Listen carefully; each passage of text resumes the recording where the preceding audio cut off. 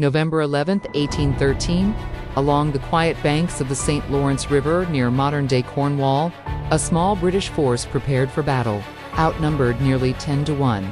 They were about to face an invading American army determined to march on Montreal. But what happened on a farmer's field that cold autumn day would become one of the most decisive battles of the War of 1812. This was the Battle of Crysler's Farm. By late 1813, the United States believed victory in the War of 1812 was within reach. Their plan was simple: capture Montreal. If Montreal fell, British supply lines to Upper Canada would collapse. Two American armies were ordered to move north. One would march from New York. The other would travel down the St. Lawrence River. Together, they would crush British resistance. But standing in their way was a much smaller force commanded by Joseph Wanton Morrison. Morrison's force was small, only about 800 soldiers. They included British regulars from the 49th and 89th Regiments, Canadian militia, and Indigenous allies. Across the fields from them, nearly 7,000 American soldiers under John Parker Boyd were advancing. The odds were overwhelming. But Morrison had something the Americans didn't expect: discipline. On the morning of November 11, 1813, the Americans advanced across open farmland near the river. Their goal was to crush the British line quickly. But Morrison carefully positioned his troops across the fields.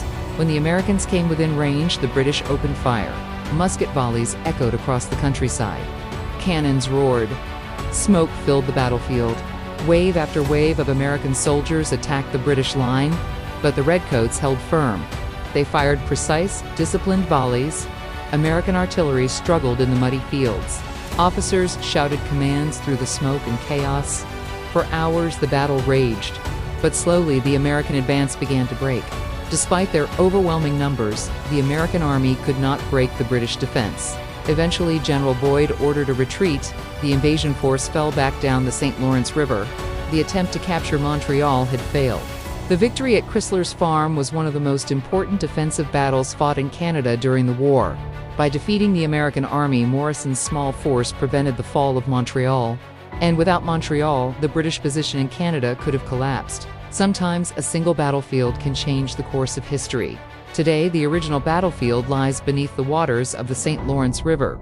In the 1950s, the area was flooded during construction of the St. Lawrence Seaway.